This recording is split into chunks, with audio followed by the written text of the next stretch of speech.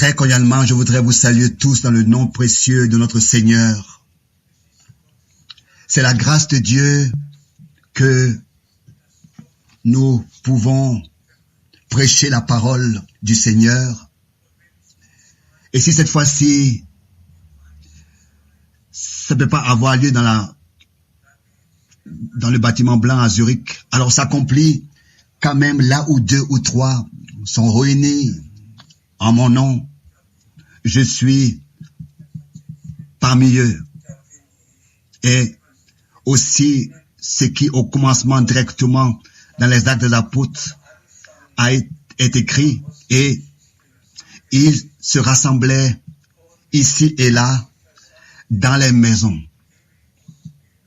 Selon Romains chapitre 13, nous avons l'obligation d'être soumis à toute autorité et à toute prescription d'un gouvernement, et aussi en ce qui concerne les réunions et les ordonnances en général.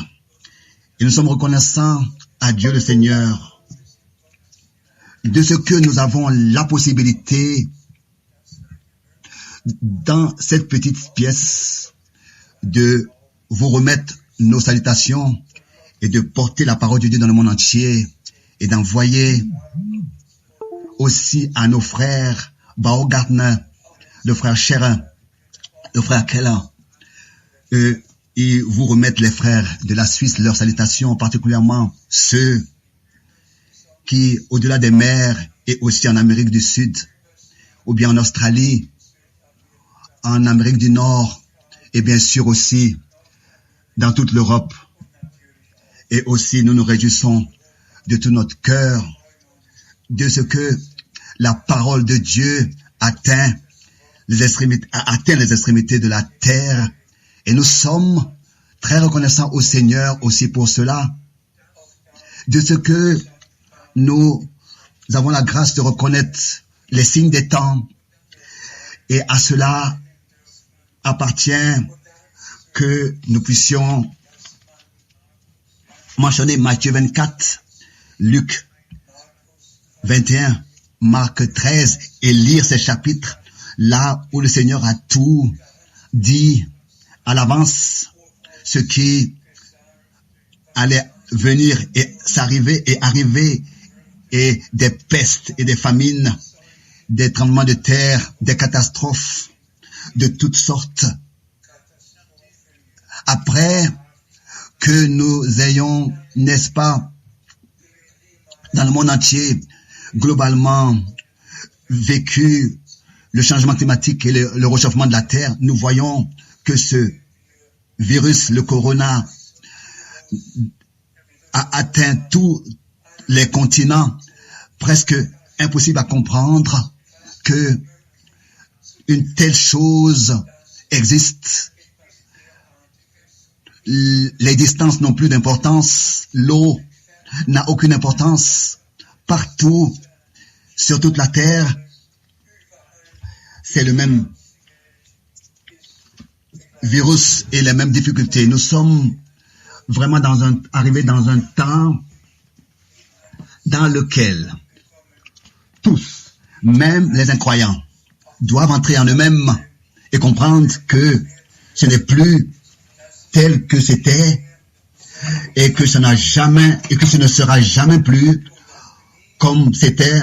Nous vivons dans un temps dans lequel des prophéties bibliques s'accomplissent en Israël, dans les peuples, de toutes sortes de manières, et nous sommes très très reconnaissants au Seigneur aussi de ce qu'il est écrit, que l'évangile sera prêché à toutes les nations comme un témoignage, et ensuite viendra la fin. Donc, nous voyons de Zurich nos salutations dans le monde entier. Presque plus de 50 ans, nous avons été tous les derniers week-ends du mois ici à Zurich. Cette fois-ci, peut-être une fois encore, ce sera différent. Mais nous espérons que de nouveau, nous pourrons nous réunir comme c'était pour écouter la parole de Dieu. Mais aussi pour cela, nous sommes reconnaissants de ce que tous peuvent se connecter et écouter. Nous avons aussi compris, bien-aimés frères et bien-aimées sœurs, que lors de la première venue de Christ, plus de 109 prédications se sont accomplies de l'Ancien Testament. Et par exemple, hier, j'ai lu les 4 chapitres dans l'évangile de Luc. Simplement merveilleux, et encore une fois, merveilleux. Comment est-ce que partout, il a été fait mention de ce qui était écrit dans l'Ancien Testament. Donc les premiers chapitres de Luc, les 4 premiers chapitres. Mais ici, nous avons la dernière époque, la dernière génération avant le retour de Jésus-Christ. Nous avons la grâce de vivre ces moments et nous sommes au milieu de ces événements. Et la fin est vraiment très, très rapprochée, car notre Seigneur disait, quand vous verrez que tout cela arrive, levez vos têtes, car vous savez que votre rédemption est proche. Quand vous verrez que toutes ces choses commencent à arriver, redressez-vous et levez vos têtes. Donc nous sommes très reconnaissants aussi de ce que nous avons la grâce d'avoir le dernier message divin original et que Dieu nous a ramenés vraiment dans sa parole, à sa parole, dans son amour et dans sa grâce. Et que, comme le frère Branham l'a toujours de nouveau dit en insistant, Dieu, d'une manière très particulière, après la Deuxième Guerre mondiale, Dieu a pu l'utiliser à, n'est-ce pas, envoyer le dernier réveil, a commencé le dernier réveil de guérison, et Dieu, d'une manière unique et particulière, a pu l'utiliser, mais ensuite a suivi la deuxième partie, pas seulement l'évangélisation et la guérison des malades et la conversion, mais aussi l'introduction dans tout le dessein du salut de Dieu, l'ouverture des 7 sceaux. Et nous pouvons remercier le Seigneur de tout notre cœur de ce que nous avons été informés de ce que Dieu a déterminé pour cette époque. Et à cela appartient la promesse que notre Seigneur, dans Matthieu 17 et aussi dans Marc 9, a dit en répétant, Élie vient premièrement et rétablira toutes choses dans l'état primitif, comme autrefois le prophète Élie avait rassemblé le peuple et sur la montagne de Carmel, la décision devait être prise. Et voilà que il a pris les 12 pierres selon les 12 tribus et il l'a rétabli. L'autel du Seigneur, il a apporté le sacrifice sur l'autel, il a versé de l'eau et ensuite il a prié. Seigneur, Dieu Tout-Puissant, que aujourd'hui cela soit manifesté, que tu es le seul vrai Dieu en Israël et que je suis ton serviteur et que j'ai fait tout selon ta parole. Et voici que la réponse vint du haut des cieux. Dieu a répondu de feu, avec du feu, et a consumé le sacrifice et l'autel en tant qu'une confirmation visible que cet homme avait agi, mandaté par le Seigneur.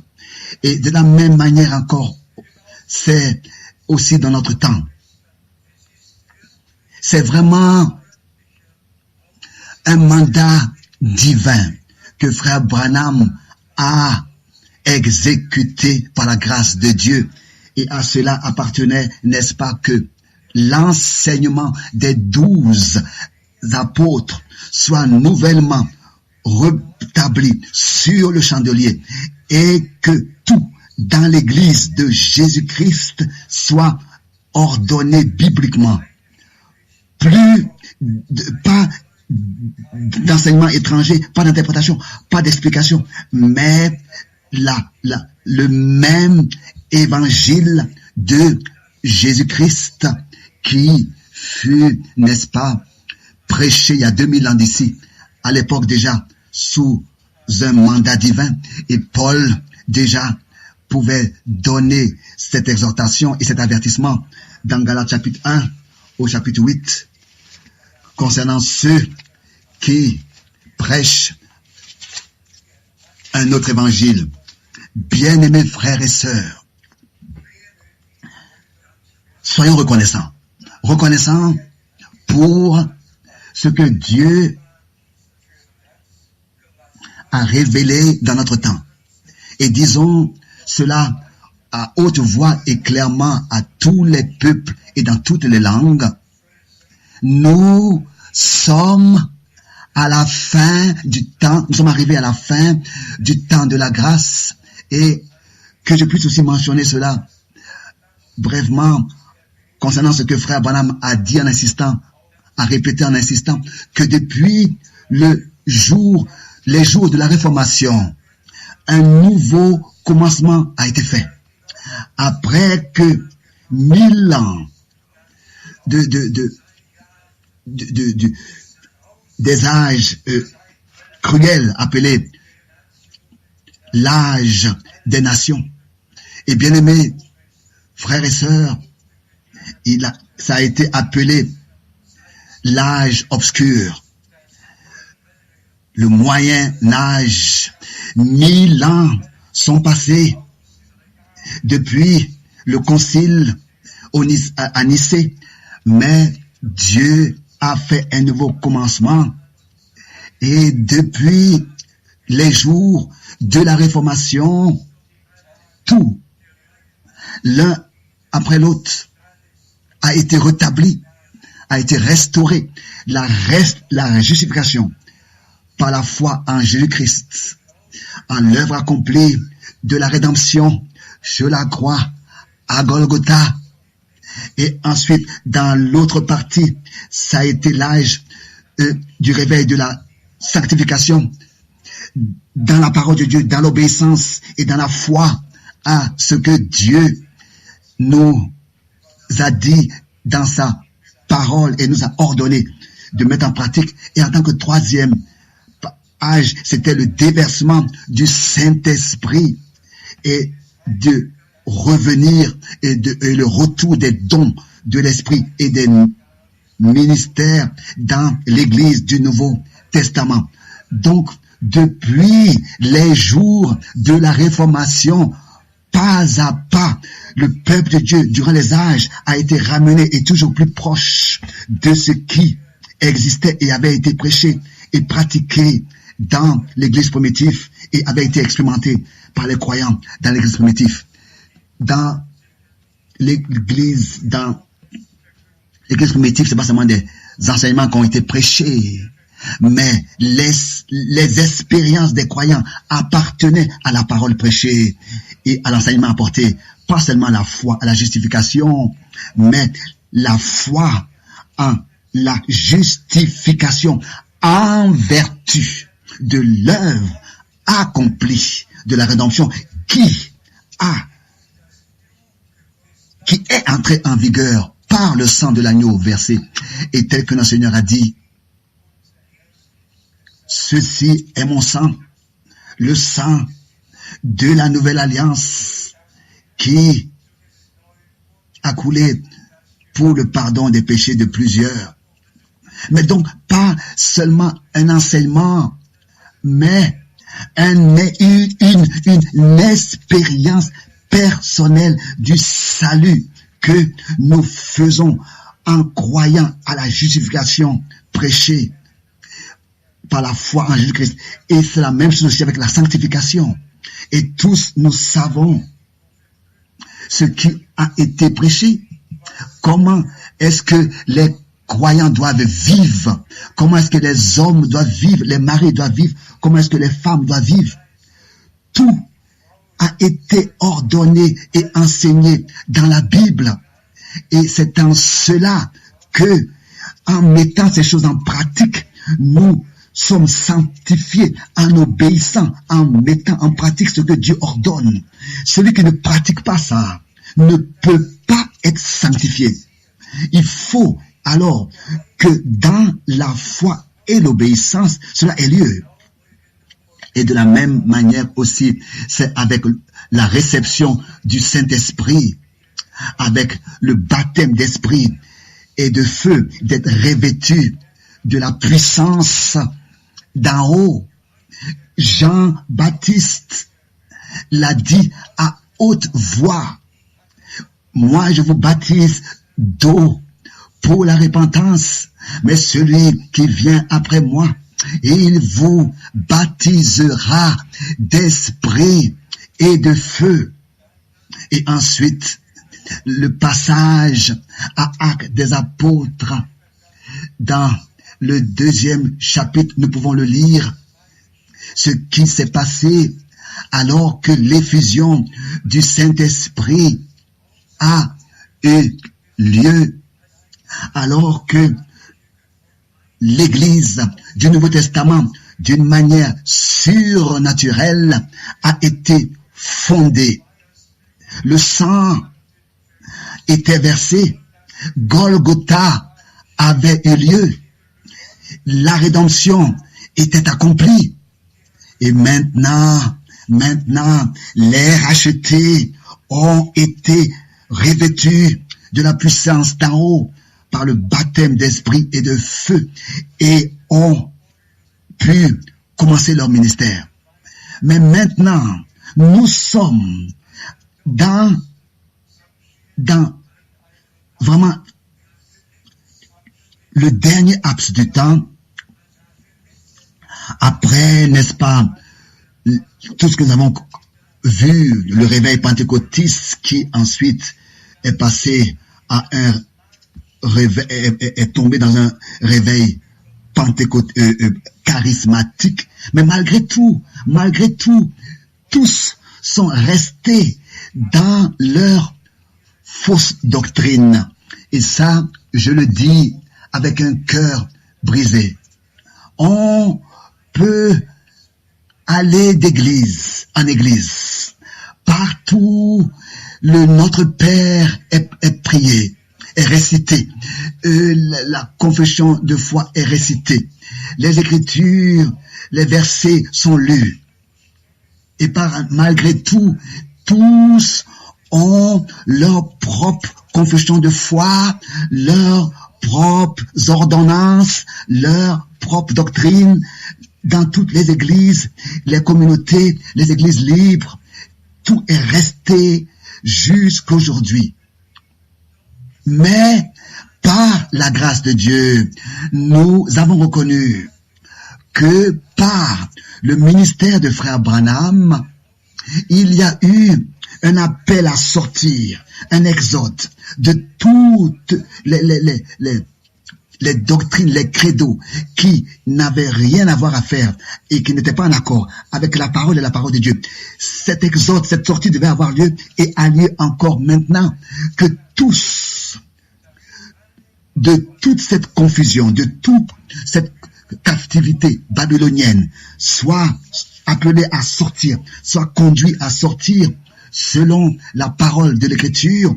Vous, mon peuple, séparez-vous. Ne touchez à rien d'impur.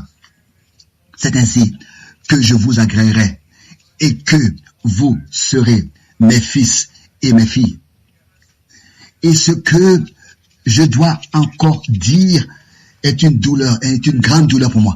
Tous ceux qui restent dans leur vieille doctrine et enseignements qui ne sont pas bibliques ne pourront ni être sanctifiés et encore moins être scellés du Saint-Esprit.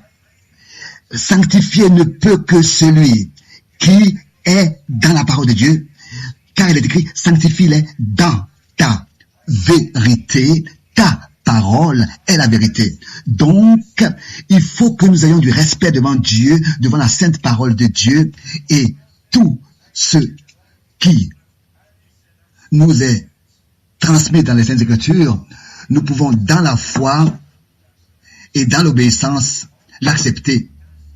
Et cela a lieu vraiment dans ces derniers moments que le Seigneur nous permet de vivre encore.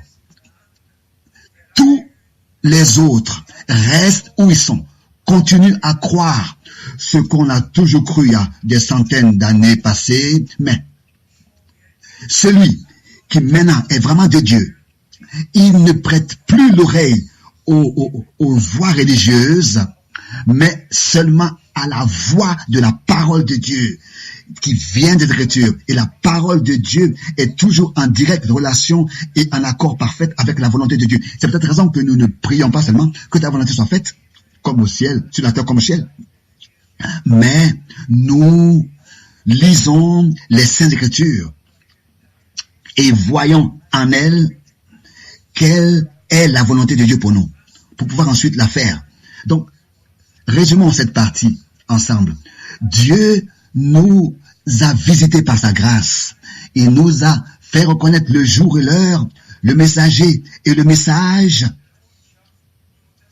Et cela me rappelle vraiment à Luc 19.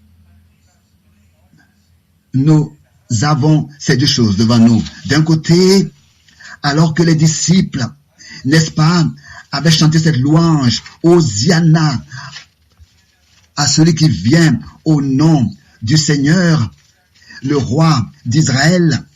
Ça, c'était les vrais disciples qui autrefois reconnaissaient ce qui s'était accompli en tant que Saintes Écritures, les Saintes Écritures que Dieu, n'est-ce pas, avait fait annoncer par les prophètes. Et voyant cela, ils louaient et exaltaient. Ils ont pris les branches des arbres et ils ont jeté leurs manteaux et ils ont loué le Seigneur et exalté le Seigneur. Les scribes et pharisiens sont venus au Seigneur et ont dit, ordonne-les de se taire.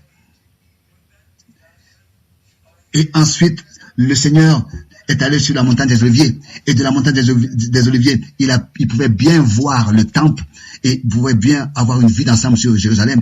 Et il a pleuré amèrement sur Jérusalem. Alors que les scribes et pharisiens, tous les rabbins, tous étaient présents avec leur Torah. Tous étaient là avec la Torah. Tous, n'est-ce pas, malgré leur Torah, malgré les Écritures, n'ont pas reconnu la visitation de grâce de l'Éternel et n'ont pas reconnu non plus le ministère de Jean-Baptiste. Seulement celui qui autrefois reconnaissait selon les Écritures vraiment le ministère de Jean-Baptiste qu'avait été envoyé au peuple de Dieu pour, n'est-ce pas, conduire au Seigneur un peuple bien disposé, pour présenter au Seigneur un peuple bien disposé. C'est comme ça que c'est écrit dans Luc, le chapitre 1, versets 16 et 17. Celui qui reconnaissait le ministère de Jean-Baptiste, croyait à ce ministère, avait la possibilité de se préparer pour ensuite prendre part à ce qui allait être accompli par l'œuvre accomplie de la rédemption, et le jour de la Pentecôte, être présent et expérimenter ce que Jean-Baptiste avait prêché. C'est la même chose encore aujourd'hui, frères et sœurs. Ce n'est pas de s'élever, ce n'est pas de l'orgueil de dire que celui qui maintenant reconnaît le ministère que Dieu a déterminé pour ce temps, il sera conduit à prendre part à l'accomplissement des promesses pour ce temps. Il va les accepter, il va les croire et il va sortir de tout ce qui n'est pas en accord avec Dieu et la parole de Dieu. Et c'est ainsi qu'il sera sanctifié dans la parole de la vérité et préparé jusqu'à le scellement du Saint-Esprit pour le jour glorieux de la transformation de notre corps, de la rédemption de notre corps, de l'adoption de notre corps. Je veux lire dans 1 Pierre, le premier chapitre, quelques écritures. 1 Pierre, le premier chapitre, à partir du verset 18.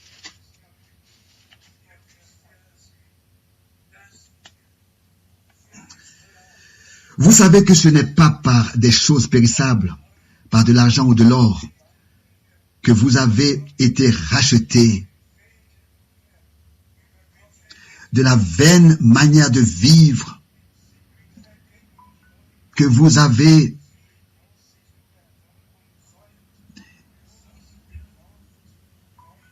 hérité de vos pères.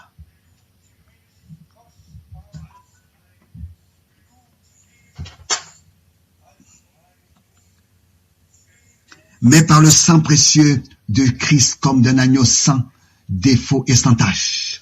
Ici, l'apôtre a apporté l'œuvre de la rédemption vraiment dans son noyau. Pas racheté avec de l'or et de l'argent, mais par le sang précieux de Christ comme d'un agneau sans défaut et sans tache. Nous sommes rachetés. Nous avons été rachetés. Le prix a été donné et nous appartenons à Dieu. Nous lui appartenons, il nous a rachetés. Nous lui appartenons et comme autrefois, le Seigneur a dit, je vais vers mon Père et vers votre Père, vers mon Dieu et vers votre Dieu. Et nous allons voir tous ceux qui sont nés de nouveau par une espérance vivante, pour une espérance vivante, peuvent appeler Dieu leur Père. Seulement les enfants de quelqu'un peuvent le dire Père, peuvent lui dire Père. Et c'est ainsi que par la grâce de Dieu, Dieu est notre Père parce que nous sommes nés de lui, nés de nouveau, nés de son esprit. Et c'est ainsi que nous pouvons appeler Dieu notre Père. Au verset 20, nous lisons,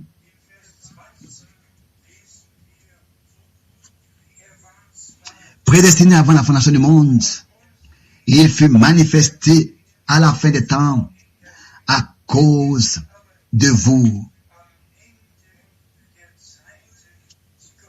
À cause de vous. À la fin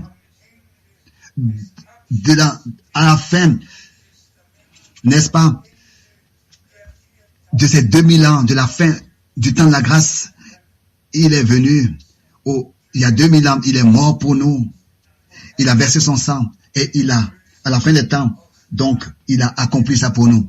Au verset 21, par lui, vous croyez en Dieu. C'est seulement par Jésus-Christ que nous venons à la vraie foi au Dieu vivant. Car c'est seulement en Jésus-Christ que l'Éternel, le Dieu vivant, s'est révélé. Et avec nous, il a fait une alliance. Et c'est en Christ Jésus que nous avons été réconciliés avec Dieu. C'est pour cette raison que nous prêchons la rédemption qui s'est accomplie par Jésus-Christ notre Seigneur. Encore une fois, le verset 21, par lui, vous croyez en Dieu. Vous croyez en Dieu qui l'a ressuscité des morts et lui a donné la gloire en sorte que votre foi et votre espérance reposent sur Dieu. Notre foi en Jésus-Christ, notre Seigneur, est directement liée à Dieu et nous lie à Dieu et les promesses que le Seigneur nous a données en Jésus-Christ, notre Seigneur, s'accomplissent. Au verset 23, puisque vous avez été régénérés.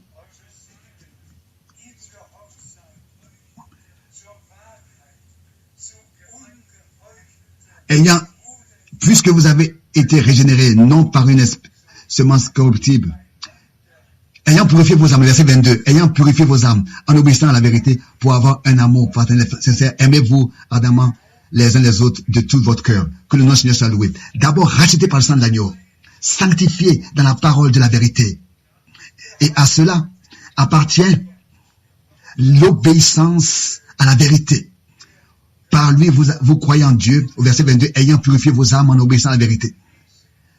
Pour avoir un amour et fraternel sincère, en allemand sans hypocrisie. Et au verset 23, puisque vous avez été régénérés, non par une semence corruptible, mais par une semence incorruptible. En allemand, puisque vous avez été nés de nouveau, non par une semence corruptible, mais par une semence incorruptible, par la parole vivante et permanente de Dieu. Alléluia. La parole est la semence. Par les interprétations, par les explications, l'homme des hommes, mais la parole de Dieu originale, telle que elle est sortie de la bouche de Dieu. C'est ainsi que elle est la semence originale de Dieu qui, par la prédication de la foi, entre dans le cœur du croyant et aujourd'hui encore est placée dans le cœur du croyant. Nous ne prêchons pas seulement, nous mettons la semence incorruptible de la parole de Dieu par la prédication dans vos cœurs pour que le Saint-Esprit puisse venir sur la parole ensemencée que vous avez reçue et que ensuite le Saint-Esprit puisse créer sa vie et produire la vie éternelle et que vous puissiez naître de nouveau par la semence incorruptible de la parole de Dieu que vous avez reçue dans votre âme, dans votre cœur, pas par une pratique, un sacrement ou bien par une pratique religieuse que quelqu'un pourrait faire, mais c'est l'œuvre, c'est la parole de Dieu, c'est l'œuvre de Dieu et c'est l'Esprit de Dieu qui crée la vie en nous. Et ensuite, au verset 24,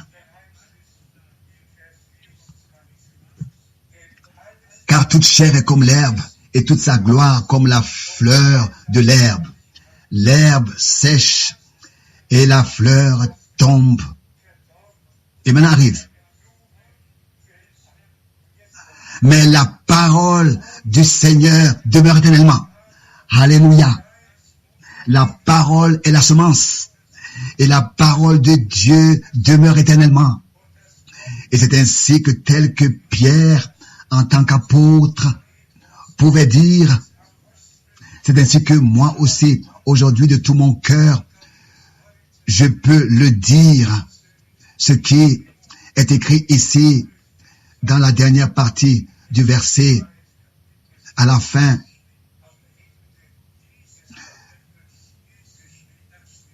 Mais la parole et cette parole, verset 25, la deuxième partie, et c'est cette parole qui vous a été prêchée en tant qu'évangile. Disons encore une fois, le verset 25, la parole du Seigneur demeure éternellement. Mais ceci est la parole qui vous a été prêchée en tant que message du salut, en tant que évangile, en tant que message de joie, bonne nouvelle. Et c'est ainsi que nous pouvons vous prêcher l'évangile, le plein évangile. C'est ainsi que, aussi certain que tout ce qui le coûte de notre bouche expérimente tout ce que Dieu, par sa grâce, en vertu de l'œuvre accomplie de la rédemption, nous a accordé en Christ et que ces choses peuvent être manifestées par la foi dans notre vie. La foi et l'obéissance vont ensemble. Que ces paroles de Pierre de l'épître de Pierre soit reçu dans le cœur de tous. Aussi particulièrement ici, la parole du Seigneur demeure éternellement. Et c'est cette parole du Seigneur-là, c'est cette sainte parole sainte-là, cette sainte parole-là, cette sainte parole, c'est celle-là que nous vous prêchons. Le Seigneur Dieu, qui puisse garder tous, bénir tous, et encore une fois, revenir au commencement. Ce qui se passe maintenant sur terre n'a jamais existé. Tous les continents sont atteints, c'est une pandémie, mais disons encore, tout se passe dans le monde entier, et particulièrement la prédication du dernier message. De la même manière, a lieu aussi dans le monde entier, dans tous les peuples, les langues et les nations, est à entendre et à écouter, et que tous ceux qui se sont connectés, et il y a plus de 6000 qui sont connectés, et nous remercions Dieu le Seigneur pour cela. Et aussi, je me répète, même si nous ne pouvons pas être aujourd'hui réunis à Zurich, dans la salle, nous avons tous la possibilité de la maison d'être connectés et d'écouter. Et aussi, nous attendons déjà à ce dimanche où nous pourrons de nouveau nous retrouver à Zurich, dans la salle où nous nous sommes toujours rassemblés. Que Dieu le Seigneur puisse bénir tous et nous accorder des yeux ouverts, des oreilles ouvertes, la pleine compréhension, et que la sainte et précieuse parole de Dieu, que nous avons la grâce de prêcher par la grâce de Dieu, qu'elle ne puisse pas revenir sans effet, mais qu'elle puisse produire l'effet pour lequel elle a été envoyée et exécuter la volonté du Seigneur dans nos cœurs à tous. Que la grâce et la paix de Dieu soient avec vous tous, au saint nom de Jésus-Christ. Alléluia. Amen.